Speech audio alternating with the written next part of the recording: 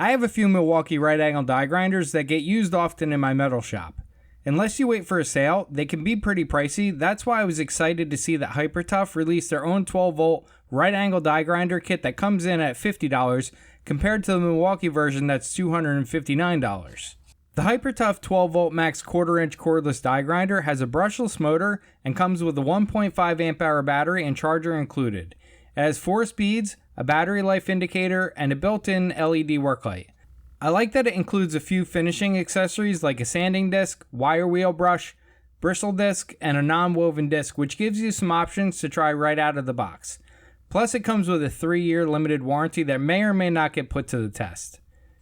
I haven't had time to put the HyperTough version through its paces yet, so I'm just going to go over the specs and give it a quick test for people who may not know that this tool even exists. The HyperTough weighs 17 ounces or 483 grams without the battery, while the Milwaukee weighs 19.6 ounces or 555 grams. The HyperTough battery adds 6.3 ounces or 180 grams compared to the Milwaukee battery at 6.2 ounces or 175 grams. When combined, the HyperTough's total weight is 23.4 ounces or 663 grams, whereas the Milwaukee is 25.8 ounces or 731 grams. That makes the HyperTough lighter by 2.4 ounces or 68 grams. The HyperTough measures 8 inches from the top of the tool to the bottom of the battery, while the Milwaukee is slightly longer at 8 and 5/8 inches. Using a digital tachometer, I measured the HyperTough's 4 speeds. Speed 1 came in at around 4,318 RPM, Speed 2 at 10,039 RPM, Speed 3 at 15,053 RPM, and Speed 4 at 18,575 RPM. For comparison, the tool listed these speeds at 4,500 RPM, 10,000 RPM, 15,000 RPM, and 20,000 RPM. That means that the average actual speeds are about 97.36% of the listed speeds, which isn't too bad. I had some trouble getting a consistent reading on the Milwaukee at Speed 1 due to some reflections, so I added black tape to the stem. Speed 2 came in at around 14,784 RPM, Speed 3 at 20,000 RPM, and Speed 4 at 22,742 RPM.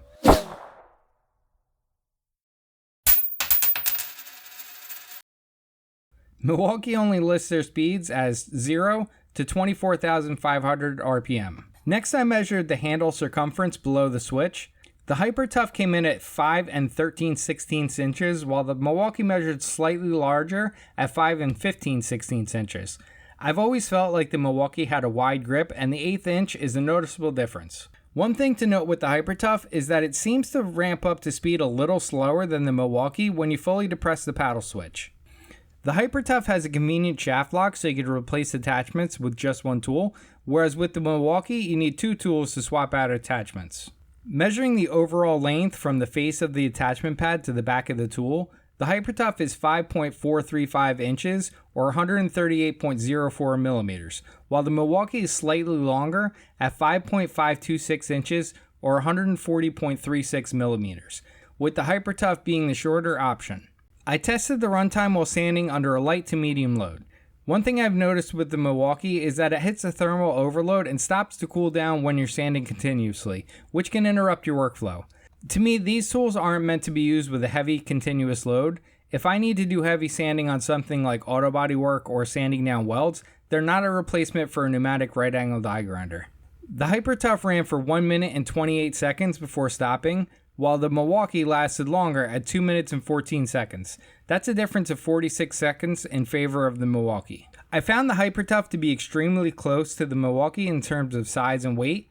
Considering the price difference, the HyperTough is definitely worth trying, especially if, like me, you own multiple right angle die grinders. I can't speak to its longevity yet, but for the price, it seems like a solid option, especially for light use situations. Thanks for watching, and I'll see you again in the next one.